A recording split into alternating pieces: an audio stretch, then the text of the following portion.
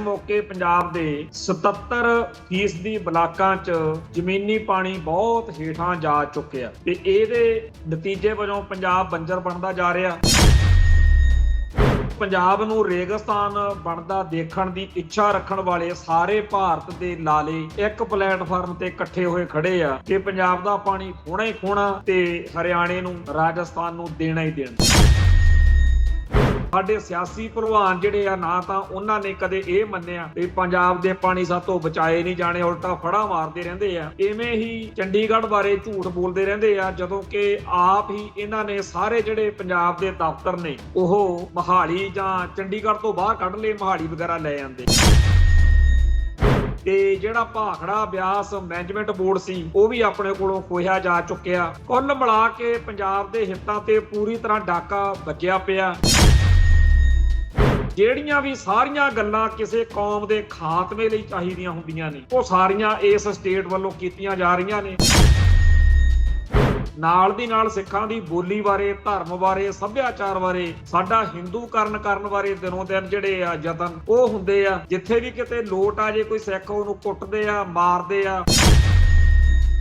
ਪੰਜਾਬ ਦੀ ਧਰਤੀ ਉੱਤੇ ਦੂਜਿਆਂ ਨੂੰ ਜਾਨੀ ਕਿ ਈਸਾਈਆਂ ਦਾ ਵਾਧਾ ਕਰਨ ਲਈ ਸਰਕਾਰ ਨੇ ਪੂਰੀ ਖੁੱਲ੍ਹ ਦਿੱਤੀ ਹੋਈ ਆ ਕਿ ਸਿੱਖਾਂ ਨੂੰ ਘਟਾਓ, ਸਿੱਖਾਂ ਦੀ ਗਿਣਤੀ ਘਟਾਓ, ਸਿੱਖਾਂ ਦੇ ਜਿਹੜੇ ਦੁਖੀ ਜਾਂ ਨਿਰਾਸ਼ ਵਰਗ ਨੇ ਉਹਨਾਂ ਨੂੰ ਪੱਟ ਲਓ। ਪੰਜਾਬ ਦੀ ਧਰਤੀ ਉੱਤੇ ਪਹਿਲਾਂ ਇੱਕ ਨਕਲੀ ਨਿਰੰਕਾਰੀ ਹੁੰਦੇ ਸੀ, ਹੁਣ ਭਰਿਆਰੇ ਵਾਲਾ, ਸਰਸੇ ਵਾਲਾ, ਪਿਆਸ ਵਾਲਾ, ਆਸ਼ੂਤੋਸ਼ ਨੂਰ ਮਹਿਲੀਆ ਤੇ ਹੋਰ ਪਤਾ ਨਹੀਂ ਕੀ ਕੁਝ ਚੱਲੀ ਜਾਂਦਾ।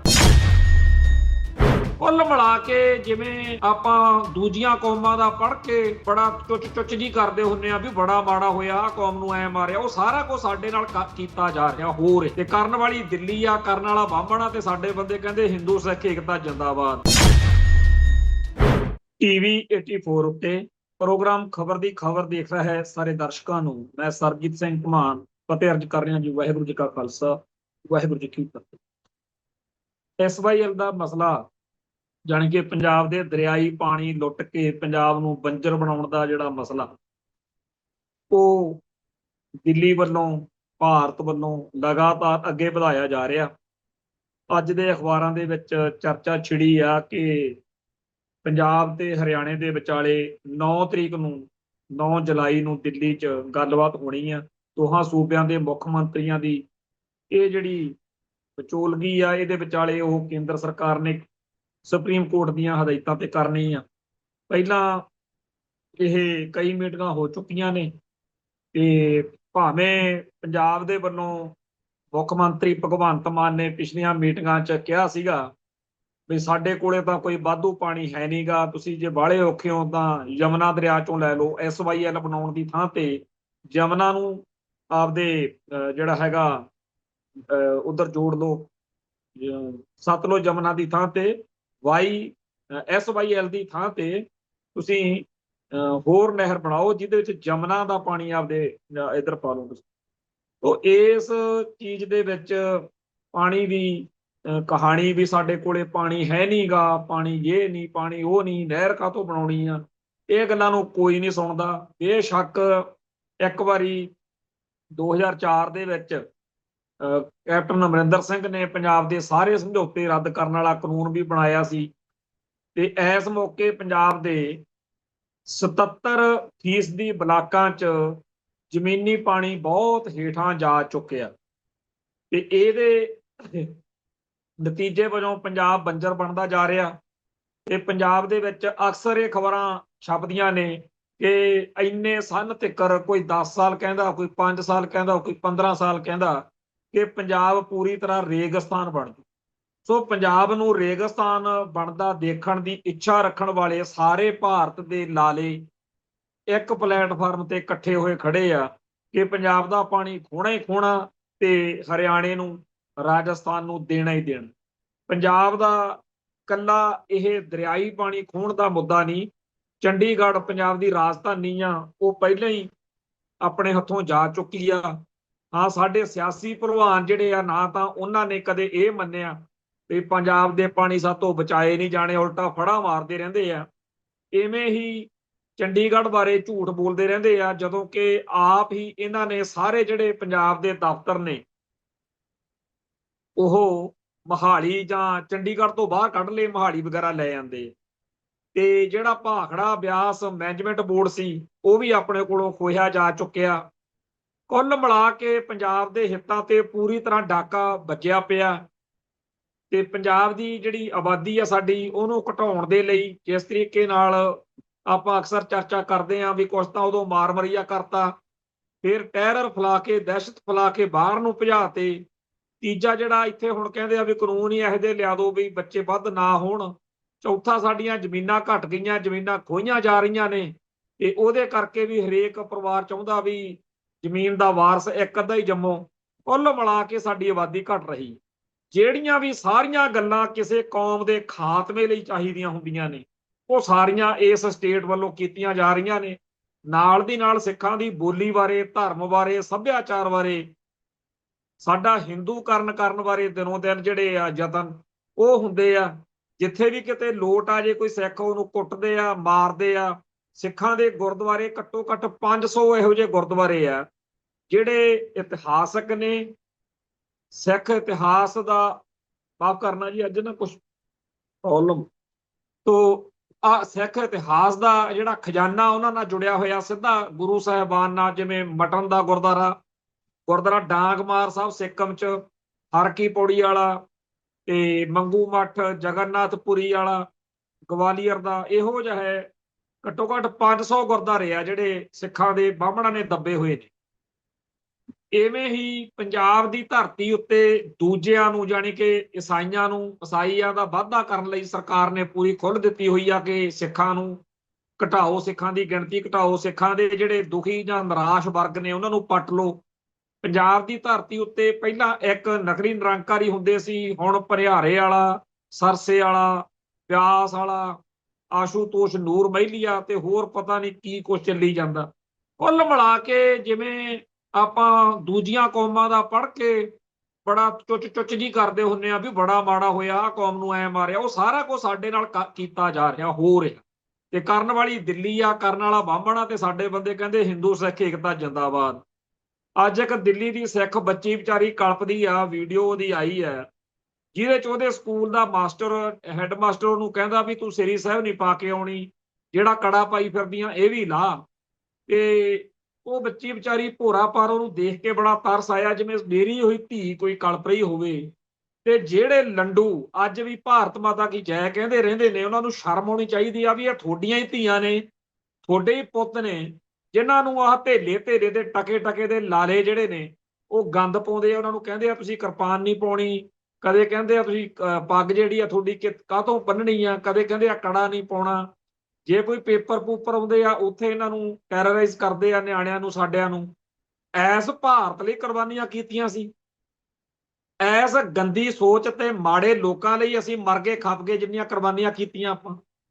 ਤੋਂ ਕੁੱਲ ਮਿਲਾ ਕੇ ਇਸ ਮੌਕੇ ਸਾਰੇ ਪਾਸਿਓਂ ਸਿੱਖਾਂ ਨੂੰ ਪੂਰੀ ਤਰ੍ਹਾਂ ਮਤਲਬ ਘੇਰਿਆ ਹੋਇਆ। ਇੱਥੇ ਅੰਮ੍ਰਿਤਸਰ ਦੇ ਵਿੱਚ ਦਰਗਿਆਣਾ ਮੰਦਿਰ ਆ, ਉੱਥੇ ਕੋਈ ਕੁੜੀ ਨੇ ਵੀਡੀਓ ਬਣਾ ਲਈ, ਰੀਲ ਬਣਾ ਕੇ ਪਾਤੀ ਤੇ ਅੱਜ ਉਹਦੀ ਦੇਖਣ ਵਾਲੀ ਹਾਲਤ ਸੀਗੀ ਵੀ ਉਹਨੇ ਮਾਫੀ ਮੰਗੀ ਬਾਹਮਣਾ ਤੋਂ। ਤੇ ਬਾਅਦ ਵਿੱਚ ਪੁਲਿਸ ਦਾ ਪੱਖ ਵੀ ਆਇਆ ਉਹਦੇ ਚ, ਪੁਲਿਸ ਨੇ ਇੰਨਾ ਦਬਾਅ ਬਣਾਇਆ ਵੀ ਉਹ ਕੁੜੀ ਮਿੰਨਤਾਂ ਤਾਲਡੇ ਕਰਕੇ ਆਪਦੀ ਗਲਤੀ ਹੈ ਵੀ ਇਹਨਾਂ ਦੀ ਹੋਈ ਆ। ਚਲੋ, ਪਰ ਗੱਲ ਇਹ ਮੈਂ ਤੁਹਾਨੂੰ ਤਾਂ ਸੁਣਾ ਰਿਹਾ ਵੀ ਅਰਚਨਾ ਮਕਵਾਨਾ ਜਦੋਂ ਲੱਤਾਂ ਉੱਤੇ ਨੂੰ ਕਰਕੇ ਦਰਬਾਰ ਸਾਹਿਬ ਦੀ ਪਰਿਕਰਮਾ 'ਚ ਬਹਿ ਗਈ ਸੀ, ਜਾਂ ਇੱਥੇ ਆਏ ਦਿਨ ਰੀਲਾਂ ਬਣਾਉਣ ਵਾਲੇ ਜਾਂ ਕੋਈ ਹੋਰ ਆ, ਸਿੱਖ ਮਰ ਗਏ ਖਪ ਗਏ, ਪਰਚੇ ਦੇ ਕੇ ਮੁਕੱਦਮੇ ਦਰਜ ਕਰਾ ਕੇ। ਕਦੇ ਸੁਣਿਆ ਕਿਸੇ ਦੇ ਖਿਲਾਫ ਪੁਲਿਸ ਨੇ ਇਉਂ ਕੰਮ ਕੀਤਾ ਹੋਵੇ ਜਿਵੇਂ ਆਹ ਕੁੜੀ ਦੇ ਖਿਲਾਫ ਕੀਤਾ ਜਿਹੜੀ ਦੁਰਗਿਆਣੇ ਮੰਦਿਰ ਗਈ ਸੀ? ਮੰਗਦੀ ਫਿਰਦੀ ਆ ਨਾ ਮਾਫੀਆਂ, ਕਿਉਂਕਿ ਉਹਨਾਂ ਦਾ ਰਾਜ ਭਾਗ ਆ। ਦਰਬਾਰ ਸਾਹਿਬ ਇਤਿਹਾਸਕ ਸਥਾਨ ਆ, ਜੇ ਉੱਥੇ ਕੋਈ ਗੰਦ ਪਾਵੇ ਉਹਦੇ ਖਿਲਾਫ ਪੁਲਿਸ ਨੂੰ ਕੋਈ ਚਿੰਤਾ ਨਹੀਂ ਵੀ ਸਿੱਖ ਨਾਰਾਜ਼ ਹੋ ਜਾਣਗੇ। ਪਰ ਲਾਲਿਆਂ ਦਾ ਦੁਰਗਿਆਣੇ ਮੰਦਿਰ ਦੀ ਚਿੰਤਾ ਬਾਹਲੀ ਆ, ਜਦੋਂ ਕਿ ਸਭ ਨੂੰ ਪਤਾ ਵੀ ਇਹ ਤਾਂ ਦਰਬਾਰ ਸਾਹਿਬ ਦੇ ਮੁਕਾਬਲੇ ਤੇ ਜੈਲਸੀ ਵਿੱਚ ਈਗੋ ਚ ਆ ਕੇ ਬਣਾਇਆ ਸੀਗਾ ਵੀ ਇਹ ਸਿੱਖ ਜਿਹੜੇ ਨੇ ਇਹ ਦਰਬਾਰ ਸਾਹਿਬ ਦੇ ਅਸਲ ਮਾਲਕ ਨੇ ਤੇ ਆਪਾਂ ਉੱਥੇ ਉਹਦੇ ਮੁਕਾਬਲੇ ਤੇ ਕੁਝ ਬਣਾਈਏ। ਜੇਕਰ ਤਾਂ ਦਰਬਾਰ ਸਾਹਿਬ 'ਚ ਗੜਬੜ ਹੋ ਜੇ ਫੇਰ ਕੋਈ ਕਾਰਵਾਈ ਨਹੀਂ, ਫੇਰ ਇਹੀ ਪੁਲਿਸ ਸੁੱਤੀ ਰਹਿੰਦੀ ਆ।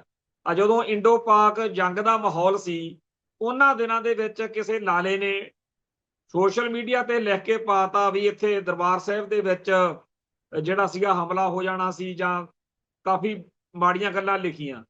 ਤੇ ਉੱਥੇ ਫਿਰ ਹੇਠਾਂ ਕਮੈਂਟ ਆ ਰਹੇ ਸੀ ਸਾਰੇ ਭਾਰਤ ਦੇ ਲਾਲਿਆਂ ਵੱਲੋਂ, ਹਿੰਦੂ ਸਿੱਖ ਏਕਤਾ ਚੰਗੀ ਤਰ੍ਹਾਂ ਧੋਈ ਜਾ ਰਹੀ ਸੀ ਕਿ ਜੀ ਇਹ ਹੈ ਹੀ ਅੱਤਵਾਦੀਆਂ ਦਾ ਅੱਡਾ, ਇਹਨਾਂ ਨਾਲ ਹੋਰ ਮਾੜੀ ਹੋਣੀ ਚਾਹੀਦੀ ਆ, ਇਹ ਕਿਹੜਾ ਕਿਸੇ ਤੋਂ ਲੋਟ ਆਉਂਦੇ ਆ, ਇਹ ਮਰ ਜਾਣ। ਉਹ ਉਸ ਤਰੀਕੇ ਦੀ ਪੋਸਟ ਦੇ ਹਿਸਾਬ ਨਾਲ ਇੰਨਾ ਕੁ ਲੋਕਾਂ ਦੇ ਵਿੱਚ ਚਰਚਾ ਛਿੜੀ ਕਿ ਸ਼੍ਰੋਮਣੀ ਕਮੇਟੀ ਦਾ ਸਕੱਤਰ ਆਪਦੇ ਨਾਲ 5-10 ਬੰਦੇ ਲੈ ਕੇ ਐਸਐਸਪੀ ਨੂੰ ਇੱਥੇ ਭੁੱਲਰ ਨੂੰ ਮਿਲਿਆ, ਅੰਮ੍ਰਿਤਸਰ ਜਿਹੜਾ ਕਮਿਸ਼ਨਰ ਆ। ਮੈਂ ਉਦੋਂ ਹੀ ਕਿਹਾ ਸੀ ਵੀ ਕੋਈ ਕਾਰਵਾਈ ਨਹੀਂ ਹੋਣੀ, ਤੇ ਅੱਜ ਤੱਕ ਹੋਈ ਵੀ ਨਹੀਂ, ਹੋਣੀ ਨਹੀਂ ਸੀ ਤੇ ਹੋਈ ਨਹੀਂ। ਇਵੇਂ ਹੀ ਸਿੱਖਾਂ ਨੂੰ ਅਹਿਸਾਸ ਕਰਾਇਆ ਜਾਂਦਾ ਵੀ ਤੁਹਾਡੀ ਇਸ ਮੁਲਕ 'ਚ ਧੇਲੇ ਦੀ ਕਦਰ ਨਹੀਂ, ਚਾਹੇ ਤੁਸੀਂ ਰਾਸ਼ਟਰਪਤੀ ਬਣ ਜਾਓ, ਪ੍ਰਧਾਨ ਮੰਤਰੀ ਬਣ ਜਾਓ, ਜੋ ਮਰਜ਼ੀ ਬਣੇ ਫਿਰੋ, ਉਹ ਤੁਹਾਡੀ ਫੁਕਰੀ ਆ ਵੀ ਤੁਸੀਂ ਜਿਵੇਂ ਹੁੰਦਾ ਨਹੀਂਗਾ ਵੀ ਹਮ ਇੱਥੇ ਜਦੋਂ ਯੂਪੀ ਬਿਹਾਰ ਦਾ ਕੋਈ ਭਈਆ ਆ ਕੇ ਕਹਿੰਦਾ ਕਿ ਹਮਾਰੇ ਜੋ ਤਾਊ ਹੈ ਵਹਾਂ ਗਾਂਵ ਕੇ ਮੁਖੀਆਂ ਹੈ, ਲੋਕ ਹੱਸ ਛੱਡਦੇ ਆ। ਉਵੇਂ ਸਿੱਖਾਂ ਦੇ ਉੱਤੇ ਉਹ ਲੋਕ ਹੱਸਦੇ ਆ ਵੀ ਐਵੇਂ ਕਲਪ ਟੱਪਦੇ ਫਿਰਦੇ ਆ ਵੀ ਸਾਡਾ ਮੁੱਖ ਮੰਤਰੀ ਆ, ਸਾਡਾ ਰਾਸ਼ਟਰਪਤੀ ਆ, ਜਦੋਂ ਜੀ ਕਰਦਾ ਤੁਹਾਡੇ ਜੁੱਤੀਆਂ ਮਾਰ ਲਈਦੀਆਂ ਨੇ। ਮਹਾਰਾਸ਼ਟਰ ਦੇ ਵਿੱਚ ਅੱਜ ਇੱਕ ਵੀਡੀਓ ਉੱਥੋਂ ਆਈ ਆ ਜਿਹਦੇ ਵਿੱਚ ਉੱਥੋਂ ਦੇ ਜਿਹੜੇ ਲੀਡਰ ਨੇ ਹਿੰਦੂ ਸ਼ਿਵ ਸੈਨਾ ਦੇ, ਉਹ ਕੋਲੇ ਬੈਠ ਕੇ ਨਾਲੇ ਤਾਂ ਚਪੇੜਾ ਮਾਰ ਰਹੇ ਨੇ, ਤੇ ਨਾਲੇ ਹਿੰਦੀ ਬੋਲਣ ਵਾਲੇ ਵਪਾਰੀ ਜਿਹੜੇ ਉੱਥੇ ਗਏ ਨੇ ਉਹਨਾਂ ਦੀ ਛਤਰ ਪਰੇਡ ਕਰਕੇ ਕਹਿੰਦੇ ਨੇ ਵੀ ਤੁਸੀਂ ਮਾਫੀ ਮੰਗੋ ਵੀ ਤੁਸੀਂ ਹਿੰਦੀ ਕਿਉਂ ਬੋਲੀ, ਤੇ ਮਰਾਠੀ ਬੋਲੀ 'ਚ ਬੋਲੋ।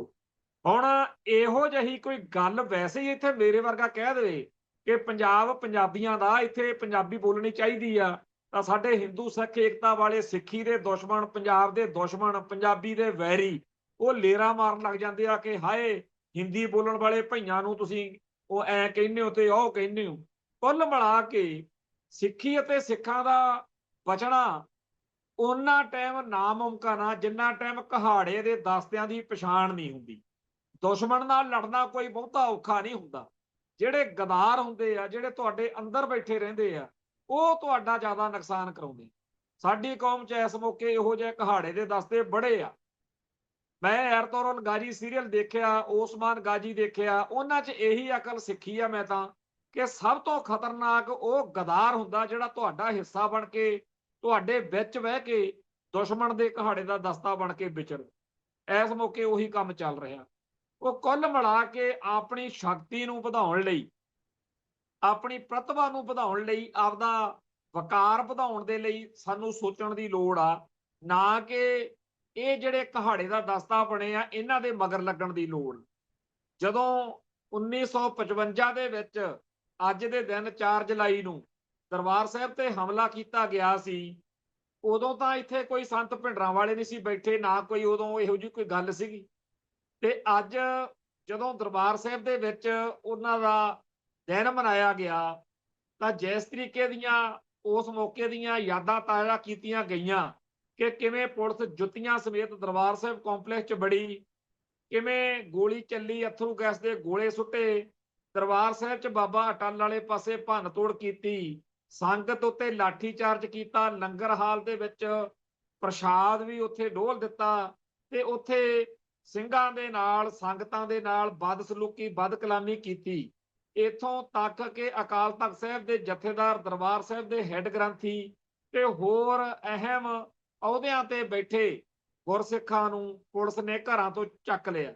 ਉਦੋਂ ਅਸ਼ਵਨੀ ਕੁਮਾਰ DIG ਹੁੰਦਾ ਸੀਗਾ, ਜਿਹਨੇ ਕਹਿੰਦੇ ਆ ਵੀ 3000 ਤੋਂ ਵੱਧ ਸਿੱਖ ਜਿਹੜਾ ਸੀਗਾ ਉਹ ਗ੍ਰਿਫਤਾਰ ਕੀਤਾ ਸੀ। ਤੇ ਜਿਹੜੇ ਲੋਕ ਕਹਿੰਦੇ ਆ ਜੀ ਸਿੱਖਾਂ ਦੀ ਇਸ ਮੁਲਕ 'ਚ ਬੜੀ ਇੱਜ਼ਤ ਹੁੰਦੀ ਸੀ, ਸੰਤ ਭਿੰਡਰਾਂ ਵਾਲਿਆਂ ਤੋਂ ਬਾਅਦ ਵਿੱਚ ਕੰਮ ਖਰਾਬ ਹੋ ਗਿਆ। 1955 'ਚ ਬੜੀ ਇੱਜ਼ਤ ਸੀ ਜਦੋਂ ਤੁਹਾਡੇ ਦਰਬਾਰ ਸਾਹਿਬ 'ਚ ਵੜ ਕੇ ਅਗਲੇ ਜੁੱਤੀਆਂ ਮਾਰ ਕੇ ਗਏ ਸੀਗੇ। ਅਸਲੀ ਗੱਲ ਇਹ ਆ ਕਿ ਆਪਣੀ ਕੌਮ ਨੂੰ ਝੂਠ ਬੋਲਣ ਦੀ ਆਦਤ ਪਈ ਹੋਈ ਆ, ਝੂਠਿਆਂ ਦੀਆਂ ਫੁਕਰੀਆਂ, ਬਈ ਅਸੀਂ ਜੀ ਬਚਾ ਦਿਆਂਗੇ ਤੁਹਾਨੂੰ। 1947 ਤੋਂ ਹੁਣ ਤੱਕ ਜਿਹੜੀ ਲੀਡਰਸ਼ਿਪ ਸਾਨੂੰ ਹਿੰਦੂ ਸਿੱਖ ਏਕਤਾ ਦੀ ਡੁਗਡੁਗੀ ਤੇ ਨਚਾਉਂਦੀ ਰਹੀ, ਝੂਠ ਬੋਲਦੀ ਰਹੀ, ਅੱਜ ਵੀ ਉਸੇ ਤਰ੍ਹਾਂ ਦੇ ਕਹਾੜੇ ਦੇ ਦਸਤਿਆਂ ਦੇ ਮਗਰ ਲੱਗ ਕੇ ਸਾਡਾ ਕੱਖ ਨਹੀਂ ਜੇ ਬਣਦਾ।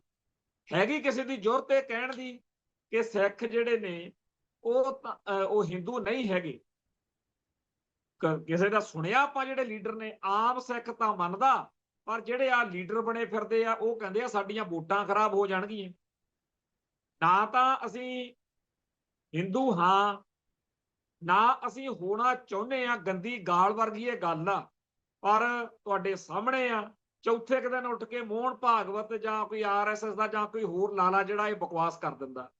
ਅਸੀਂ ਹਿੰਦੂ ਭਗਵਾਨਾਂ, ਅਵਤਾਰਾਂ, ਦੇਵੀ ਦੇਵਤਿਆਂ, ਕਰਮ ਕਾਂਡਾਂ, ਵੇਦਾਂ, ਉਪਨਿਸ਼ਦਾਂ ਵਿੱਚ ਯਕੀਨ ਨਹੀਂ ਰੱਖਦੇ, ਪਰ ਅਸੀਂ ਉਹਨਾਂ ਦਾ ਤਿਰਸਕਾਰ ਨਹੀਂ ਕਰਦੇ। ਕਿਉਂ? ਇਸ ਕਰਕੇ ਕਿ ਜਿਨ੍ਹਾਂ ਦਾ ਉਹਨਾਂ 'ਚ ਭਰੋਸਾ, ਜਿਨ੍ਹਾਂ ਹਿੰਦੂ ਭਰਾਵਾਂ ਦਾ ਉਹ ਧਰਮ ਹੈ, ਉਹਨਾਂ ਦਾ ਦਿਲ ਦੁਖੀ ਕਰਨ ਦਾ ਕਦੇ ਵੀ ਕੋਈ ਸਿੱਖ ਸੋਚ ਨਹੀਂ ਸਕਦਾ।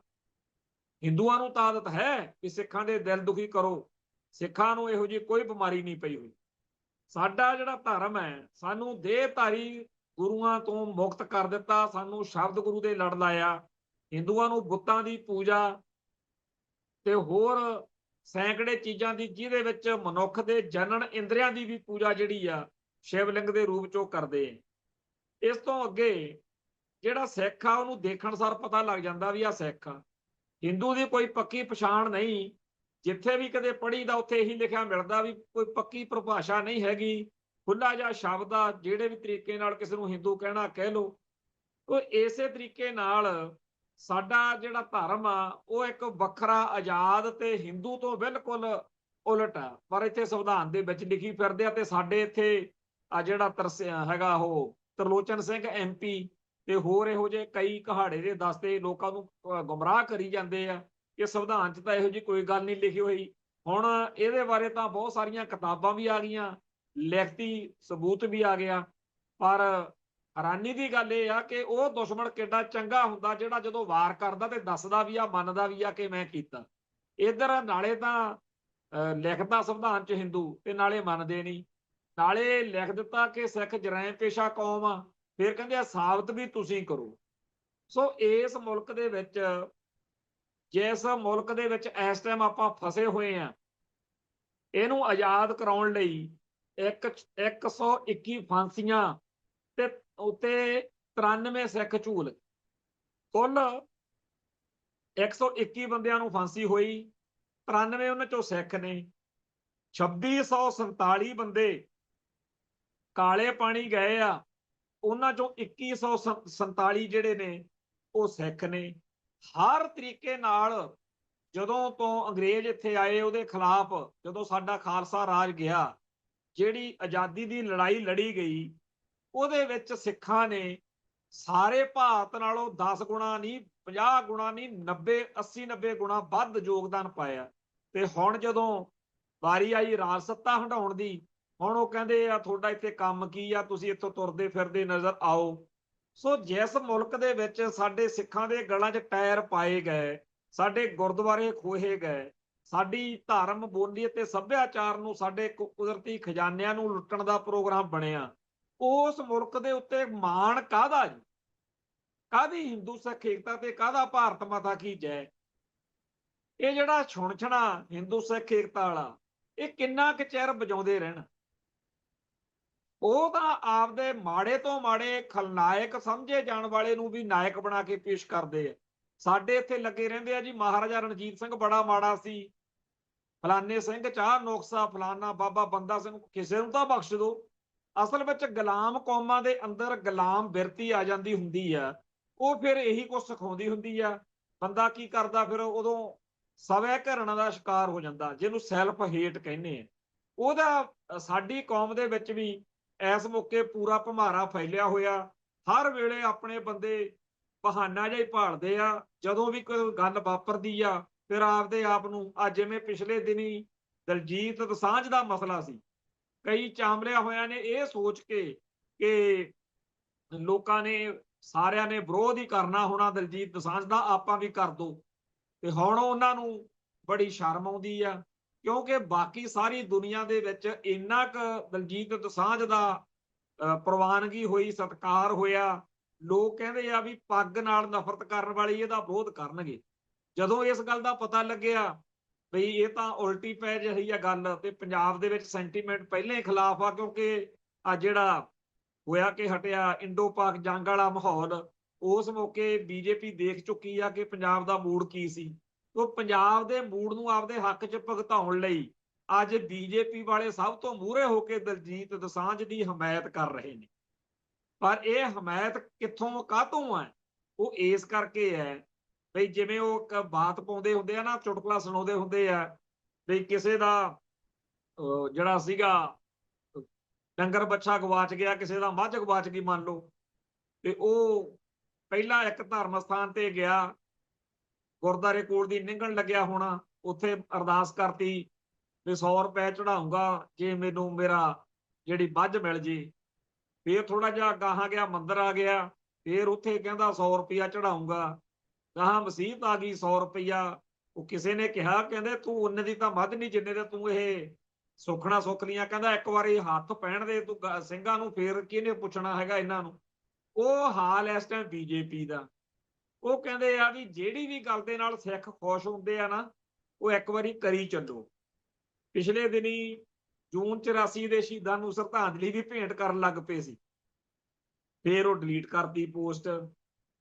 ਫੇਰ ਜਦੋਂ ਤਾਂ ਬਾਦਲਾਂ ਤੇ ਭਾਜਪਾ ਦਾ ਟਕਰਾਅ ਹੋਇਆ, ਉਦੋਂ ਕਹਿੰਦੇ ਸੀਗੇ ਵੀ ਨਸ਼ੇ ਵਾਲਾ ਵਾ ਮਜੀਠੀਆ। ਹੁਣ ਕਹਿੰਦੇ ਮਜੀਠੀਏ ਦੀ ਹਮਾਇਤ ਵੀ ਕਰ ਲਓ, ਕੀ ਪਤਾ 4 ਵੋਟਾਂ ਇੱਥੋਂ ਹੀ ਮਿਲ ਜਾਣ।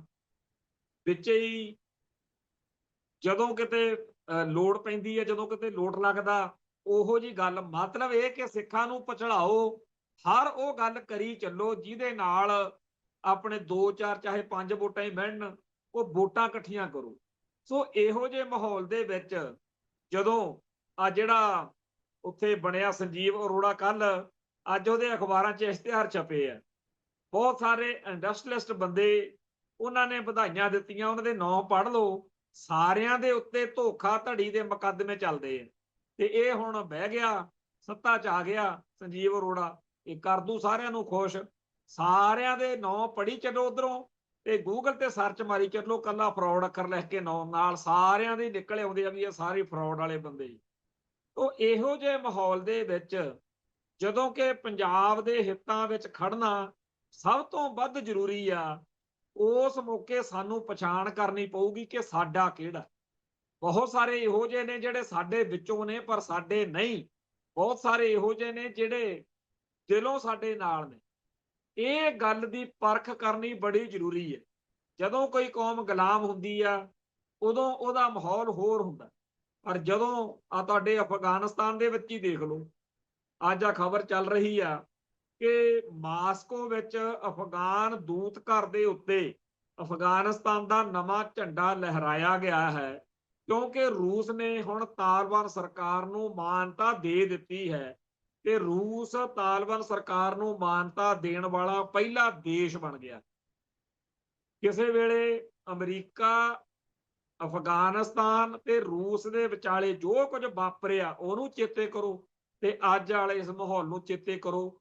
ਅੱਜ ਉਹ ਤਾਲਿਬਾਨ ਆਪਦੀ ਇੰਡੀਪੈਂਡੈਂਟ ਆਜ਼ਾਦ ਸਰਕਾਰ ਬਣਾਈ ਬੈਠੇ ਆ। ਜਿੱਦਣ ਆਪਣਾ ਵੀ ਕੁਝ ਬਣ ਗਿਆ, ਉਦਣ ਆਹੀ ਜਿਹੜੇ ਲਾਲੇ ਅੱਜ ਕਰਦੇ ਆ ਮਜ਼ਾਕਾਂ ਤੁਹਾਨੂੰ, ਇਹ ਇੱਥੇ ਅੰਬੈਸੀਆਂ ਖੋਲਣ ਨੂੰ ਭੱਜੇ ਫਿਰਨਗੇ।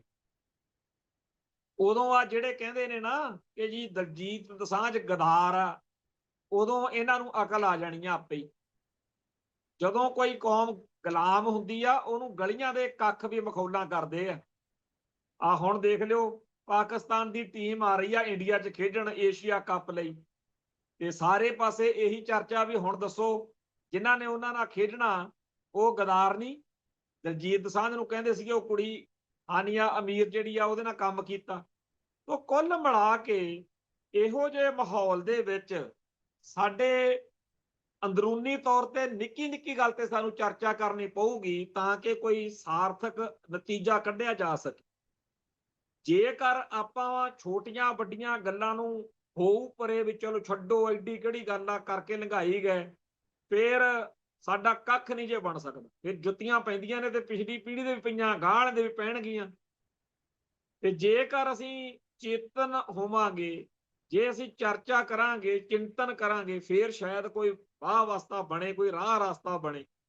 ਖੈਰ ਅੱਜ ਦੇ ਅਜੀਤ ਅਖਬਾਰ ਦੇ ਉੱਤੇ ਹਰਜਿੰਦਰ ਸਿੰਘ ਲਾਲ ਨੇ ਸਰਗੋਸ਼ੀਆਂ ਕਾਲਮ 'ਚ ਆਪਦਾ ਇੱਕ ਨਜ਼ਰੀਆ ਦਿੱਤਾ ਹੈ ਕਿ ਜਿਹੜੀ ਅਕਾਲ ਤਖਤ ਸਾਹਿਬ ਨੇ ਭਰਤੀ ਕਮੇਟੀ ਬਣਾਈ ਹੈ, ਉਹਦੇ ਵਿੱਚੋਂ ਆਉਣ ਵਾਲੇ ਦਿਨਾਂ ਦੇ ਵਿੱਚ 5 ਮੈਂਬਰੀ ਕਮੇਟੀ ਜਿਹੜੀ ਆ, ਉਹਦੇ ਵਿੱਚੋਂ ਜਲਦੀ ਹੀ ਹੁਣ ਨਵਾਂ ਅਕਾਲੀ ਦਲ ਬਣਨ ਜਾ ਰਿਹਾ।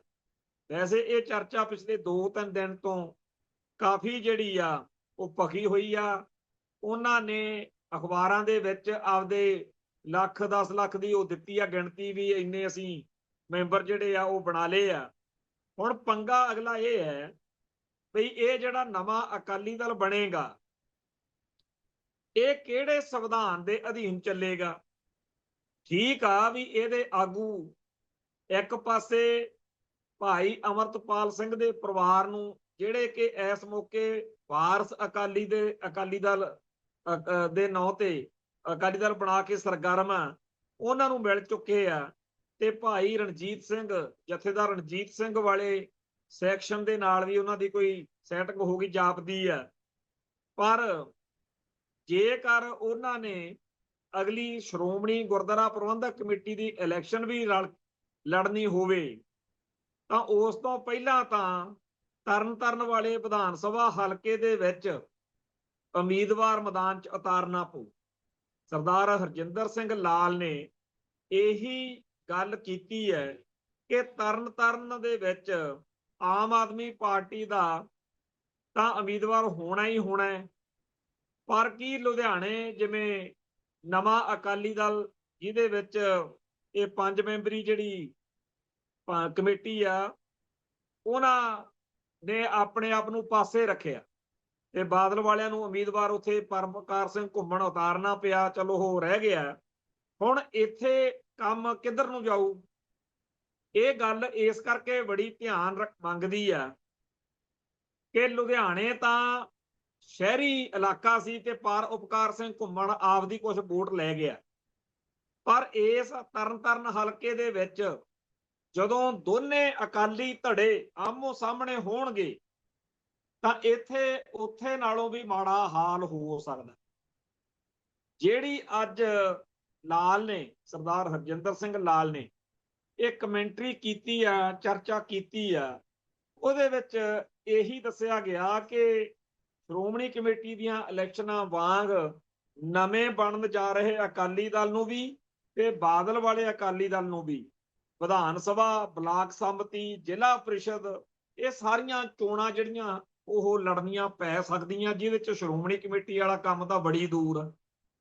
ਕੁੱਲ ਮਿਲਾ ਕੇ ਸਾਡੀ ਜਿਹੜੀ ਸਿੱਖ ਸਿਆਸਤ ਵਾ ਉਹਦੇ ਵਿੱਚ ਜਿਹੜਾ ਘਸਮਾਨ ਬਾਦਲਕਿਆਂ ਦੀਆਂ ਕਰਤੂਤਾਂ ਕਰਕੇ ਆਇਆ, ਜਿਹੜਾ ਇਹੋ ਜਿਹਾ ਮਾਹੌਲ ਸਿਰਜ ਗਿਆ ਕਿ ਲਗਾਤਾਰ ਅਕਾਲੀ ਦਲ ਦਾ ਗ੍ਰਾਫ ਡਿੱਗਦਾ ਡਿੱਗਦਾ ਇੰਨਾ ਡਿੱਗ ਪਿਆ ਕਿ ਉਹਦੇ ਇੱਕ ਹਿੱਸੇ ਨੇ ਨਿਰਾਸ਼ ਹੋ ਕੇ ਅਕਾਲ ਤਖਤ ਸਾਹਿਬ ਤੇ ਸ਼ਿਕਾਇਤ ਕਰਤੀ, ਬੇਨਤੀ ਪੱਤਰ ਦੇਤਾ। ਉਹ ਘਟਨਾਕ੍ਰਮ 2 ਦਸੰਬਰ ਦੇ ਉਸ ਹੁਕਮਨਾਮੇ ਤੱਕ ਪਹੁੰਚਿਆ ਜਦੋਂ ਅਕਾਲ ਤਖਤ ਸਾਹਿਬ ਤੋਂ ਕਿਹਾ ਗਿਆ ਕਿ ਬੀਤੇ 40 ਵਰ੍ਹਿਆਂ ਦੀ ਇਹ ਜਿਹੜੀ ਲੀਡਰਸ਼ਿਪ ਆ ਇਹ ਅਯੋਗ ਸਾਬਤ ਹੋਈ ਹੈ। ਪਰ ਉਸ ਗੱਲ ਨੂੰ ਮੰਨ ਕੇ ਕੋਈ ਰਾਹ ਕੱਢਣ ਦੀ ਬਜਾਏ ਜੋ ਪਾਟੋ ਧਾੜ ਕੰਮ ਹੋਇਆ, ਜਿਸ ਤਰੀਕੇ ਨਾਲ ਅੱਧ ਪਚੱਧੀ ਤਨਖਾਹ ਭੁਗਤ ਕੇ ਆਪੋ ਆਪਣੇ ਘੋੜੇ ਭਜਾਉਣ ਦੇ ਯਤਨ ਹੋ ਰਹੇ ਆ, ਇਹਦੇ ਨਾਲ ਪੰਜਾਬ ਦੇ ਵਿੱਚ ਗੈਰ ਅਕਾਲੀ ਜਿਹੜੀ ਸਿਆਸਤ ਵਾ, ਆਮ ਆਦਮੀ ਪਾਰਟੀ ਦੀ ਆ, ਬੀਜੇਪੀ ਦੀ ਆ, ਕਾਂਗਰਸ ਦੀ ਆ, ਉਹ ਮਜ਼ਬੂਤ ਹੋ ਰਹੀ ਆ। ਇਹ ਦਿਨੋਂ ਦਿਨ ਅਕਾਲੀ ਸਿਆਸਤ ਜਿਹੜੀ ਆ ਹੋਰ ਜ਼ਿਆਦਾ ਔਜੜੇ ਰਾਹ ਪੈ ਰਹੀ ਹੈ। ਸਾਡੇ ਮਨ ਵਿੱਚ ਸਦਾ ਇਸ ਗੱਲ ਦਾ ਰੋਸ ਹੈ ਤੇ ਸਦਾ ਰਹੇਗਾ। ਇਤਿਹਾਸ ਕਦੇ ਵੀ ਇਸ ਗੱਲ ਨੂੰ ਭੁੱਲ ਨਹੀਂ ਸਕਦਾ ਕਿ ਬਰਗਾੜੀ, ਬਹਿਬਲ, ਸਲਾਬਤਪੁਰਾ ਤੇ ਹੋਰ ਕਾਂਡ ਕਿਹਨਾਂ ਨੇ ਕਰਵਾਏ। ਹੁਣ 2 ਦਸੰਬਰ ਵਾਲੇ ਹੁਕਮਨਾਮੇ ਦੀ ਤੌਹੀਨ ਵੀ ਇਹਨਾਂ ਨਾਲ ਜੁੜ ਗਈ। ਇਸ ਸਾਰੇ ਮਾਹੌਲ ਨੂੰ ਦੇਖਦਿਆਂ ਹੋਇਆਂ ਜੇ ਸੋਚੀਏ ਤਾਂ ਇਹ ਜਿਹੜੀ ਸਿਆਸਤ ਵਾ ਇਹਦਾ ਕੋਈ ਭਵਿੱਖ ਦਿਖਦਾ। ਪਰ ਬਹੁਤ ਸਾਰੇ ਲੋਕ ਸੋਚਦੇ ਆ ਕਿ ਜੀ ਜੇ ਕਿਤੇ ਲੋਕ ਇਹਨਾਂ ਦੇ ਪਾਪ, ਇਹਨਾਂ ਦੀਆਂ ਕਰਤੂਤਾਂ ਦੀ ਗੱਲ ਕਰਨੋਂ ਬੰਦ ਹੋ ਜਾਣ ਫੇਰ ਸ਼ਾਇਦ ਇਹਨਾਂ ਦੇ ਪੈਰ ਲੱਗ ਜਾਣ। ਪਰ ਇਹ ਗੱਲ ਔਖੀ ਹੈ। ਲੋਕਾਂ ਦੇ ਦਿਲ ਦਿਮਾਗ ਦੇ ਵਿੱਚ ਇਹ ਗੱਲ ਫੱਟੀ ਚ ਕਿੱਲ ਵਾਂਗੂ ਠੁਕੀ ਹੋਈ ਆ ਕਿ ਜਦੋਂ ਬਾਦਲਕਿਆਂ ਕੋਲ ਸੱਤਾ ਆਈ ਸੀ ਉਹਨਾਂ ਨੇ ਕੀ ਚੰਦ ਚਾੜੇ ਸੀ। ਸੋ ਇਹੋ ਜਿਹੇ ਮਾਹੌਲ ਦੇ ਵਿੱਚ ਜਦੋਂ ਕਿ ਚਾਰੇ ਪਾਸੇ ਕੌਮ ਘਿਰੀ ਹੋਈ ਆ, ਉਸ ਮੌਕੇ ਅਸਲੀ ਮਸਲਾ ਇਹ ਨਹੀਂ ਕਿ ਦਿੱਲੀ ਵਾਲੇ ਕੀ ਕਰਦੇ ਆ, ਹੱਥ ਠੋਕੇ ਕਹਾੜੇ ਦੇ ਦੱਸਦੇ ਹੋਏ ਕੀ ਕਰਦੇ ਆ, ਅਕਾਲੀ ਕੀ ਕਰਦੇ ਆ। ਗੱਲ ਉੱਥੇ ਹੀ ਆ ਜਿਹੜੀ ਆਪਾਂ ਰੋਜ਼ ਕਹਿੰਦੇ ਆ, ਉਹ ਗੱਲ ਆ ਖਾਲਿਸਤਾਨ ਦੀ। ਜੇਕਰ ਕੌਮ ਨੇ ਖਾਲਿਸਤਾਨ ਦਾ ਝੰਡਾ ਨਾ ਚੱਕਿਆ, ਜੇਕਰ ਇਦਾਂ ਹੀ ਇਸ ਮੁਲਕ ਦੇ ਸਿਸਟਮ ਦੇ ਅੰਦਰੋਂ ਹੀ ਭਾਰਤ ਮਾਤਾ ਕੀ ਜੈ, ਹਿੰਦੂ ਸਿੱਖ ਏਕਤਾ ਜਿੰਦਾਬਾਦ, ਵਿਕਾਸ ਚਾਹੀਦਾ ਹੈ, ਸ਼ਾਂਤੀ ਚਾਹੀਦੀ ਹੈ, ਇਹੋ ਜਿਹੇ ਛੁਣਛਣੇ ਹੀ ਖੜਕਾਉਂਦੇ ਰਹੇ ਤਾਂ ਫੇਰ ਸਾਡਾ ਕੱਖ ਨਹੀਂ ਜੇ ਬਣਨਾ। ਮੰਨ ਲਓ ਇੱਕ ਵਾਰੀ ਫੇਰ ਸੁਖਬੀਰ ਸਿੰਘ ਬਾਦਲ ਦੀ ਸਰਕਾਰ ਬਣ ਜਾਂਦੀ ਹੈ, ਮੰਨ ਲਓ ਇੱਕ ਵਾਰੀ ਫੇਰ ਬੀਜੇਪੀ ਵਾਲਿਆਂ ਨਾਲ ਜੱਫੀ ਪੈ ਜਾਂਦੀ ਹੈ, ਫੇਰ ਕੀ ਸਾਡੀ ਕੌਮ ਦਾ ਜਿਹੜਾ ਵਕਾਰ, ਜੋ ਸਾਡੇ ਮਸਲੇ ਆ, ਉਹ ਹੱਲ ਹੋ ਜਾਣਗੇ? ਕੀ ਚੰਡੀਗੜ੍ਹ ਪੰਜਾਬ ਨੂੰ ਮਿਲ ਜੂਗਾ? ਕੀ ਸਾਡਾ SYL ਦਾ ਮਸਲਾ ਹੱਲ ਹੋ ਜੂ? ਕਿ ਭਾਖੜਾ ਬਿਆਸ ਮੈਨੇਜਮੈਂਟ ਬੋਰਡ ਦਾ ਹੋ ਜੂ? ਕਿ ਪੰਜਾਬੀ ਬੋਲਦੇ ਇਲਾਕਿਆਂ ਦਾ ਹੋ ਜੂ? ਉਹਨਾਂ ਨੂੰ ਤਾਂ ਇਸ ਮੌਕੇ ਇੱਕ ਹੋਰ ਕਮਜ਼ੋਰ ਅਕਾਲੀ ਦਲ ਦੀ ਦਿੱਲੀ ਨੂੰ ਲੋੜ ਹੈ, ਜਿਹਨੂੰ ਝੁਕਾ ਕੇ ਮਨਮਰਜ਼ੀ ਦੀਆਂ ਸ਼ਰਤਾਂ ਉੱਤੇ ਉਹ ਕੋਈ ਸਮਝੌਤਾ ਕਰ ਸਕਣ। ਸੋ ਇਹੋ ਜਿਹੇ ਮਾਹੌਲ ਦੇ ਵਿੱਚ ਜਦੋਂ ਕਿ ਸਾਫ਼ ਪਤਾ ਹੋਵੇ, ਜਿਹਦੇ ਬਾਰੇ ਬਾਣੀ 'ਚ ਵੀ ਦਰਜ ਆ ਵੀ ਇਹੋ ਜਿਹੀ ਕਲਾ ਖੇਡਣੀ ਹੋਈ ਨਹੀਂ ਚਾਹੀਦੀ ਜਿੱਥੇ ਜਾ ਕੇ ਯਕੀਨਨ ਜੁੱਤੀਆਂ ਦਾ ਜਗਾੜ ਹੋਵੇ। ਸੋ ਇਸ ਮਾਹੌਲ ਦੇ ਵਿੱਚ ਲਿਆ ਕੇ ਕਿਹਨੇ ਆਂਦਾ ਅਕਾਲੀ ਦਲ ਨੂੰ, ਬਾਦਲ ਦਲ ਨੂੰ? ਜਦੋਂ ਬਾਦਲ ਕਿਆ ਨੇ ਸੱਤਾ ਜਦੋਂ ਵੀ ਆਈ ਕੌਮ ਦੇ ਉਲਟ ਭੁਗਤਣਾ, ਤੇ ਫਿਰ ਇਹ ਵੀ ਆਸ ਕਰਨੀ ਵੀ ਸਾਨੂੰ ਕੋਈ ਕੁਝ ਕਵੇ ਨਾ। ਇੱਥੇ ਅਕਸਰ ਹੀ ਅਕਾਲੀ ਦਲ ਨਾਲ ਸੰਬੰਧਿਤ ਆਗੂਆਂ ਨਾਲ ਗੱਲਬਾਤ ਹੁੰਦੀ, ਉਹ ਸਾਰੇ ਮੰਨਦੇ ਆ ਕਿ ਕੌਮ ਕਿਹੜੇ ਖੂਹ 'ਚ ਜਾਵੇ, ਕੌਮ ਤਾਂ ਸਹੀ ਪਿੱਟਦੀ ਹੈ, ਕੌਮ ਨੇ ਤਾਂ ਸਾਡੇ ਨਾਲ ਸਦਾ ਵਫਾ ਕੀਤੀ ਹੈ, ਇੰਨੇ ਗੁੱਸੇ ਰੋਸਿਆਂ ਦੇ ਬਾਵਜੂਦ ਸਾਨੂੰ ਵੋਟ ਪਾ ਕੇ ਸੱਤਾ ਦਿੱਤੀ ਹੈ, 1997 'ਚ ਦਿੱਤੀ, ਫਿਰ 2002 ਤੋਂ 2007 ਤੱਕ ਵੀ ਕਦੇ ਸਰਕਾਰ ਨਹੀਂ ਸੀ ਆਉਣੀ ਕਾਂਗਰਸ ਦੀ ਕੈਪਟਨ ਵਾਲੀ। ਜੇ ਕਿਤੇ ਉਸ ਦੌਰ ਵਿੱਚ ਕੀਤੇ ਹੋਏ ਵਾਅਦੇ ਪੂਰੇ ਕੀਤੇ ਜਾਂਦੇ, ਨਹੀਂ ਕੀਤੇ ਤਾਂ ਲੋਕਾਂ ਨੇ ਰੋਹ ਵਿੱਚ ਗੁੱਸੇ 'ਚ ਆ ਕੇ ਕਾਂਗਰਸ ਲੈ ਆਂਦੀ। ਪਰ ਫਿਰ ਅੱਗੇ ਤੁਹਾਡੇ ਸਾਹਮਣੇ ਆ ਵੀ 10 ਸਾਲ ਅਕਾਲੀ ਦਲ ਨੇ ਰਾਜ ਕੀਤਾ ਤੇ ਨਤੀਜਾ ਕੀ ਨਿਕਲਿਆ? ਕੌਮ ਦੀ ਹੇਠੀ ਹੋਈ, ਕੌਮ ਦੀ ਹਾਨੀ ਹੋਈ। ਇਹ ਤਾਂ ਅਜੀਬ ਹੀ ਗੱਲ ਬਣੀ ਪਈ ਆ ਵੀ ਨਾਲੇ ਤਾਂ ਇਹਨਾਂ ਨੂੰ ਸੱਤਾ ਦਿਓ ਤੇ ਨਾਲੇ ਜੁੱਤੀਆਂ ਖਾਓ। ਜਦੋਂ ਵੀ ਇਹਨਾਂ ਦਾ ਰਾਜ ਭਾਗ ਆ ਜਾਂਦਾ, ਕੌਮ ਦੇ ਹਿੱਤਾਂ ਦਾ ਘਾਣ ਹੁੰਦਾ। ਤੇ ਇਸ ਇਤਿਹਾਸਕ ਟਰੁੱਥ ਨੂੰ, ਹਾਰਡ ਟਰੁੱਥ ਨੂੰ, ਸੱਚਾਈ ਨੂੰ ਅੱਖੋਂ ਪਰੋਖੇ ਕਰਕੇ ਕਿਵੇਂ ਗੱਲ ਅੱਗੇ ਤੋਰੀ ਜਾ ਸਕਦੀ?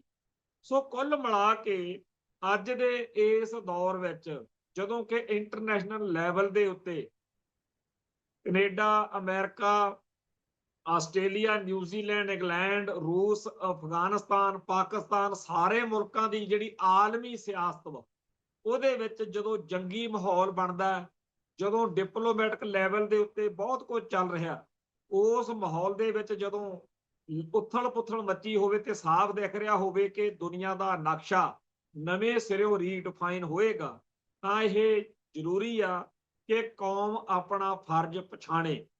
ਜਦੋਂ ਕਿ ਆਪਾਂ ਕਹਿੰਦੇ ਆ ਨਾ, ਸੁੱਤਿਆਂ ਦੀਆਂ ਕੱਟੀਆਂ ਤੇ ਜਾਗਦਿਆਂ ਦੇ ਕੱਟੇ, ਜੇ ਤਾਂ ਜਾਗਦੇ ਰਵਾਂਗੇ, ਅਲਰਟ ਰਵਾਂਗੇ, ਅੱਜ ਦਾ ਜਿਹੜਾ ਸਮਾਂ ਉਹਦੇ ਵਿੱਚ ਕੀ ਹੈ ਕਿ ਡੈਮੋਕ੍ਰੇਟਿਕ ਤੌਰ ਤੇ, ਪੀਸਫੁਲ ਤੌਰ ਤੇ ਆਪੋ ਆਪਣੇ ਨੂੰ ਲਾਮਬੰਦ ਕਰੋ। ਤੇ ਇੱਥੇ ਕਈ ਕਹਿੰਦੇ ਹੁੰਦੇ ਸੀਗੇ ਵੀ ਯਾਰ ਜੇਕਰ ਖਾੜਕੂਵਾਦ ਨਾ ਹੋਵੇ, ਹਿੰਸਾ ਨਾ ਹੋਵੇ, ਜੇ ਕਿਤੇ ਖਾੜਕੂ ਲਹਿਰ ਨਾ ਹੋਵੇ, ਫੇਰ ਕੰਮ ਸੌਖਾ ਹੋ ਸਕਦਾ, ਫੇਰ ਮਸਲੇ ਹੱਲ ਹੋ ਸਕਦੇ ਆ। ਹੁਣ ਤਾਂ ਉਸ ਪਾਸੇ ਦਾ ਕੋਈ ਮਾਹੌਲ ਨਹੀਂ। ਇਹ ਆ ਜਿਹੜੇ ਹਿੰਦੂ ਸਿੱਖ ਏਕਤਾ ਵਾਲੇ ਆ, ਉਹਨਾਂ ਨੂੰ ਤਾਂ ਕੰਮ ਹੀ ਲੋਟ ਆ ਗਿਆ, ਕਹਿੰਦੇ ਹੁਣ ਤਾਂ ਕੋਈ ਡਰ ਹੀ ਨਹੀਂ, ਬਣੋ MLA MP, ਨਜ਼ਾਰੇ ਲਓ, ਸਿੱਖਾਂ ਦੇ ਮਸਲੇ ਜਿੱਥੇ ਜਿਹੜੇ ਖੂਹ 'ਚ ਜਾਂਦੇ ਆ ਜਾਣ। ਸੋ ਇਹੋ ਜਿਹੀ ਸਿਆਸਤ ਜਿਹੜੀ ਸਾਡੇ ਕੌਮ ਦੇ ਹਿੱਤਾਂ ਦਾ ਘਾਣ ਕਰਦੀ ਆ, ਉਹਨੂੰ ਤਿਆਗ ਕੇ ਉਹਨਾਂ ਬੰਦਿਆਂ ਦੀ ਪਛਾਣ ਕਰਕੇ ਜਿਹੜੇ ਕੌਮ ਦੇ ਹਿੱਤਾਂ ਦਾ ਘਾਣ ਕਰਕੇ ਸੱਤਾ ਮਾਣਦੇ। ਇੱਕ ਪਰਜੀਵੀ ਅੱਖਰ ਹੁੰਦਾ, ਪਰਜੀਵੀ, ਜਾਂ ਆਪਾਂ ਇੱਕ ਉਹ ਅਮਰਵੇਲ ਕਹਿੰਦੇ ਹੁੰਦੇ ਆ, ਜਿਹੜੇ ਦਰਖਤ ਤੇ ਸਿੱਟ ਦੋ ਉਹਦੀ ਸਾਰੀ ਸੱਤਿਆ ਚੂਸ ਲੈਂਦੀ ਆ ਤੇ ਫਿਰ ਆਪ ਉਸ ਦਰਖਤ ਨੂੰ ਖਤਮ ਕਰ ਦਿੰਦੀ। ਉਵੇਂ ਸਾਡੀ ਲੀਡਰਸ਼ਿਪ ਬਣ ਗਈ ਐ ਇਸ ਨੂੰ। ਸਿੱਖਾਂ ਦੇ ਸਿਰ ਤੋਂ ਪਲਦੇ ਆ ਸਿੱਖਾਂ ਦੇ ਸਰਮਾਏ ਨਾਲ ਸਿਆਸਤ ਕਰਦੇ ਆ, ਸਿੱਖਾਂ ਦੇ ਹੀ ਉਲਟ ਭੁਗਤਦੇ। ਜਿੰਨਾ 1947 ਤੋਂ ਆਪਾਂ ਕਮਜ਼ੋਰ ਹੋ ਰਹੇ ਹਾਂ, ਜਿੰਨਾ ਸਾਡੇ ਧਰਮ ਦਾ ਬਾਹਮਣੀਕਰਨ ਹੋ ਰਿਹਾ, ਲਾਲਾਕਰਨ ਹੋ ਰਿਹਾ, ਹਿੰਦੀਕਰਨ ਹੋ ਰਿਹਾ, ਹਿੰਦੂਕਰਨ ਹੋ ਰਿਹਾ, ਇਸ ਚੀਜ਼ ਤੋਂ ਸਾਨੂੰ ਬਚਾਊ ਕੌਣ? ਇਹ ਬਚਾਉਣਗੇ ਜਿਹੜੇ ਮਿੰਟ 'ਚ ਦੀ ਮੰਦਰ 'ਚ ਟੱਲੀ ਖੜਕਾਉਣ ਤੁਰ ਪੈਂਦੇ। ਕਿਉਂ ਨਹੀਂ ਕਿਸੇ ਸਿੱਖ ਆਗੂ ਤੋਂ ਇਹ ਕਿਹਾ ਜਾਂਦਾ ਕਿ ਸਾਨੂੰ ਸਾਡਾ ਧਰਮ ਪਿਆਰਾ, ਰਹਿਤ ਪਿਆਰੀ ਬੁੱਝ ਕੋ, ਗੁਰੂ ਨੇ ਇਹ ਕਿਹਾ। ਗੁਰੂ ਨੇ ਇਹ ਥੋੜੀ ਕਿਹਾ ਅਖੇ ਜੀ ਅਸੀਂ ਸਿਆਸੀ ਬੰਦੇ ਆ, ਸਾਨੂੰ 100 ਥਾਂ ਤੇ ਜਾਣਾ ਪੈਂਦਾ। ਤੇ ਗੁਰੂ ਸਾਹਿਬ ਨੇ ਕਦੋਂ ਕਿਹਾ ਵੀ ਜਿਹੜਾ ਸਿਆਸੀ ਲੀਡਰ ਹੋਊਗਾ ਸਿੱਖਾਂ ਚੋਂ, ਉਹ ਹਰ ਉਹ ਟੁੱਚਲ ਕੰਮ ਕਰ ਸਕਦਾ ਜਿਹੜਾ ਸਾਡੇ ਧਰਮ ਨੇ ਮਨਾ ਕੀਤਾ ਹੋਇਆ। ਤੇ ਜਦੋਂ ਇਹ ਆਪ ਜਿਹੜੇ ਆਪਣੇ ਆਪ ਨੂੰ ਕੌਮ ਦੇ ਰੋਲ ਮਾਡਲ ਬਣਾਈ ਫਿਰਦੇ ਆ, ਜਦੋਂ ਇਹ ਇਹੋ ਜਿਹੇ ਕੰਮ ਕਰਦੇ ਆ ਜਿਨ੍ਹਾਂ ਨਾਲ ਸਾਡੇ ਆਮ ਸਿੱਖ ਦੇ ਮਨ ਵਿੱਚ ਵੀ ਆਉਂਦਾ ਵੀ ਜਦੋਂ ਇਹ ਕਰਦੇ ਆ ਫਿਰ ਆਪਾਂ ਵੀ ਕਰ ਲਓ, ਫਿਰ ਮਰਿਆਦਾ ਜਿਹੜੀ ਹੈ ਉਹਦਾ ਪਹਿਰਾ ਕਿੱਥੇ ਰਹੂਗਾ? ਮਰਿਆਦਾ ਦਾ ਨਾਸ਼ ਵੱਜ ਰਿਹਾ। ਹਰ ਸਾਡੀ ਸਿੱਖ ਸੰਸਥਾ ਜਿਹੜੀ ਆ ਉਹ ਗਧੀ ਗੇੜ ਪਈ ਹੋਈ ਹੈ। ਅੱਜ ਤੁਸੀਂ ਦੇਖ ਲਓ, ਚਾਹੇ ਖਾਲਸਾ ਕਾਲਜ ਆ, ਚਾਹੇ ਚੀਫ ਖਾਲਸਾ ਦੀਵਾਨ ਆ, ਸ਼੍ਰੋਮਣੀ ਗੁਰਦੁਆਰਾ ਪ੍ਰਬੰਧਕ ਕਮੇਟੀ ਆ, ਅਕਾਲ ਤਖਤ ਸਾਹਿਬ ਆ, ਅਕਾਲੀ ਦਲ ਵਾ, ਅਖੰਡ ਕੀਰਤਨੀ ਜਥਾ ਹੈ, ਦਮਦਮੀ ਟਕਸਾਲ ਆ, ਕਿੱਥੇ ਸ਼ਾਂਤੀ ਆ ਤੇ ਕਿੱਥੇ ਸੁੱਖ। ਹਰ ਥਾਂ ਤੇ ਪਾਟੋ ਧਾੜ, ਖਾਨਾ ਜੰਗੀ, ਔਰ ਸਾਰੀਆਂ ਇਹਨਾਂ ਗੜਬੜਾਂ ਦਾ ਕੇਂਦਰ ਬਿੰਦੂ ਕੌਣ ਆ? ਬਾਦਲ ਪਰਿਵਾਰ। ਆ ਜਿਹੜਾ ਰੰਡੀ ਰੋਣਾ ਚੱਲ ਰਿਹਾ ਬਿਕਰਮਜੀਤ ਮਜੀਠੀਆ ਵਾਲਾ, ਉਹਦੇ ਚ ਨਿਤ ਨਵੀਂ ਡਿਵੈਲਪਮੈਂਟ ਆ ਰਹੀ ਹੈ। ਅੱਜ ਵੀ ਖਬਰ ਆ ਰਹੀ ਸੀ ਕਿ ਜੀ ਅਦਾਲਤ ਨੇ ਕੋਈ ਨਵਾਂ ਹੁਕਮ ਕਰਤਾ ਬਈ ਇਹਨਾਂ ਦੀਆਂ ਜ਼ਮੀਨਾਂ ਜਾਇਦਾਦਾਂ ਜਿਹੜੀਆਂ ਨੇ ਉਹਨਾਂ ਦੇ ਉੱਤੇ ਕਾਨੂੰਨੀ ਸ਼ਿਕੰਜਾ ਕੱਸਿਆ ਜਾਵੇ। ਦੂਜੇ ਪਾਸੇ ਜਿਹੜੀ ਆਪਾਂ ਕੱਲ ਵੀ ਗੱਲ ਕਰਦੇ ਸੀਗੇ, ਬਿੱਟੂ ਔਲਖ ਤੇ ਹੋਰ ਇਹਨਾਂ ਦੇ ਸਾਥੀ ਰਹੇ, ਉਹ ਅੱਜ ਨਵੇਂ ਚੀਜ਼ ਲਿਆ ਰਹੇ ਨੇ। ਅੱਜ ਤੱਕ ਤਾਂ ਸਾਰੇ ਅਸੀਂ ਇਹੀ ਸੁਣਦੇ ਆ ਰਹੇ ਹਾਂ ਵੀ ਇਹ ਸਾਰੇ ਨਸ਼ੇ ਨਾਲ ਜੁੜੇ ਨੇ। ਉਹ ਕਹਿੰਦੇ ਆ ਕੋਈ ਨਸ਼ੇ ਨੁਸ਼ੇ ਵਾਲੀ ਗੱਲ ਨਹੀਂ, ਇਹ ਤਾਂ ਸਿਰਫ ਇਹ ਸੀ ਵੀ ਮਜੀਠੀਆ ਪਰਿਵਾਰ ਇਸ ਮਾਝੇ ਦੇ ਵਿੱਚੋਂ ਅਜਨਾਲਾ ਪਰਿਵਾਰ ਨੂੰ, ਅਮਰਪਾਲ ਸਿੰਘ ਬੌਨੀ ਤੇ ਰਤਨ ਸਿੰਘ ਅਜਨਾਲਾ ਪਿਓ ਪੁੱਤ ਨੇ, ਇਸ ਪਰਿਵਾਰ ਨੂੰ ਖਤਮ ਕਰਨਾ ਚਾਹੁੰਦਾ ਸੀ। ਇਸ ਚੱਕਰ ਦੇ ਵਿੱਚ ਇਹ ਸਾਰਾ ਖੇਡਾ ਬਣਿਆ। ਹੁਣ ਇਹ ਸੱਚਾਈ ਤਾਂ ਵਾਹਿਗੁਰੂ ਜਾਣੇ, ਪਰ ਜੇਕਰ ਇਹ ਇੱਕ ਪੈਸਾ ਵੀ ਸੱਚ ਹੈ ਤਾਂ ਇਸ ਬੱਚੇ ਖਾਣੀ ਜਿਹੜੀ ਸਪਣੀ ਹੈ, ਇਹੋ ਜੀ ਸਿਆਸਤ ਦਾ ਐਂਡ ਕੀ ਹੈ ਜੀ? ਕਹਿੰਦੇ ਆ ਨਾ ਵੀ ਜਿਹੜੀ ਸਪਣੀ ਆ ਉਹ ਆਪਦੇ ਬੱਚੇ ਖਾ ਜਾਂਦੀ ਹੈ। ਇਹ ਫਿਰ ਜਿਹੜਾ ਅਕਾਲੀ ਦਲ ਜਾਂ ਜਿਸ ਅਕਾਲੀ ਦਲ ਦੇ ਲੀਡਰ ਆਪਦੇ ਹੀ ਸਾਥੀਆਂ ਨੂੰ ਜ਼ੀਰੋ ਕਰਨ ਲਈ ਆਪਦੀ ਹੀ ਪਾਰਟੀ ਦਾ ਘਾਣ ਕਰਨ ਤੁਰੇ ਹੋਣ ਕਿ ਆਪਾਂ ਬਚਣੇ ਚਾਹੀਦੇ ਆ, ਇਹ ਸਾਰੇ ਮਰ ਜਾਣ। ਇਹ ਸਿਆਸਤ ਕਿੱਧਰ ਨੂੰ ਜਾਂਦੀ ਹੈ? ਗਲੀਆਂ ਹੋਵਣ ਸੁੰਨੀਆਂ ਤੇ ਵਿੱਚ ਮਿਰਜ਼ਾ ਯਾਰ ਫਿਰੇ, ਇਹ ਸਿਆਸਤ ਵਾ। ਕੁੱਲ ਮਿਲਾ ਕੇ ਸਾਡਾ ਇਖਲਾਕ, ਸਾਡਾ ਕਿਰਦਾਰ ਦਿਨੋਂ ਦਿਨ ਡਿੱਗਦਾ ਜਾ ਰਿਹਾ, ਜਿਹਦੇ ਵਿੱਚ ਸਾਡੀ ਕੌਮ ਦਾ ਜਿਹੜਾ ਸਰਮਾਇਆ, ਸਾਡੀ ਕੌਮ ਦੇ ਹਿੱਤ ਵਾ, ਉਹ ਦਾਅ ਤੇ ਲੱਗੇ ਹੋਏ ਨੇ। ਜਦੋਂ ਅਸੀਂ ਇਹੋ ਜਿਹੇ ਮਾਹੌਲ ਵਿੱਚ ਹਾਂ ਤਾਂ ਸਾਨੂੰ ਆਪਸੀ ਅੰਦਰੂਨੀ ਕਾਟੋ ਕਲੇਸ਼ ਤੋਂ ਉਦੋਂ ਹੀ ਬਚਾਅ ਹੋ ਸਕਦਾ ਜੇ ਸਾਡੀ ਲੜਾਈ ਇੰਡੀਆ ਦੇ ਉਲਟ ਖਾਲਿਸਤਾਨ ਦੀ ਹੋਏਗੀ, ਕਿਉਂਕਿ ਫਿਰ ਅਸੀਂ ਦੁਸ਼ਮਣ ਨਾਲ ਲੜਾਂਗੇ। ਸਾਡੇ ਅੰਦਰੋਂ ਕੋਈ ਇਹੋ ਜਿਹਾ ਅੰਦੋਲਨ ਛਿੜੇ, ਕੋਈ ਇਹੋ ਜਿਹੀ ਐਜੀਟੇਸ਼ਨ ਨਿਕਲੇ ਜਿਹੜੀ ਸਾਨੂੰ ਇਕਜੁੱਟ ਤੇ ਇਕਮੁੱਠ ਕਰ ਸਕੇ। ਅਦਰਵਾਈਜ਼ ਜਿਹੜਾ ਇਹ ਮਾਹੌਲ ਬਣਿਆ ਹੋਇਆ ਇਹ ਸਾਨੂੰ ਲੈ ਬੈਠੂਗਾ। ਸੋ ਆਓ ਉਸ 1955 ਦੇ ਸਾਕੇ ਦੀ, 1984 ਦੇ ਸਾਕੇ ਦੀ, ਸਿੱਖ ਕੌਮ ਦੇ ਸਾਰੇ ਸ਼ਹੀਦਾਂ ਦੀ ਯਾਦ ਵਿੱਚ ਖਾਲਿਸਤਾਨ ਦੀ ਗੱਲ ਨੂੰ ਚੇਤੇ ਕਰੀਏ, ਕਿਉਂਕਿ ਜਿਹੋ ਜਿਹਾ ਸਮਾਂ ਆਉਣ ਵਾਲਾ ਦਿਖ ਰਿਹਾ ਉਹਦੇ 'ਚ ਸਾਡਾ ਬਚਣਾ ਨਾਮੁਮਕਿਨ ਆ। ਆਓ ਸਿੱਖੀ ਦੀ ਚੜ੍ਹਦੀ ਕਲਾ ਲਈ, ਖਾਲਸੇ ਦੀ ਚੜ੍ਹਦੀ ਕਲਾ ਲਈ ਖਾਲਿਸਤਾਨ ਦੀ ਗੱਲ ਕਰੀਏ। ਇੱਥੇ ਸਮਾਪਤੀ ਕਰਦੇ ਹਾਂ ਜੀ, ਫਿਰ ਮਿਲਾਂਗੇ। ਨਾਨਕ ਨਾਮ ਚੜ੍ਹਦੀ ਕਲਾ, ਤੇਰੇ ਭਾਣੇ ਸਰਬੱਤ ਦਾ ਭਲਾ। ਵਾਹਿਗੁਰੂ ਜੀ ਕਾ ਖਾਲਸਾ, ਵਾਹਿਗੁਰੂ ਜੀ ਕੀ ਫਤਿਹ।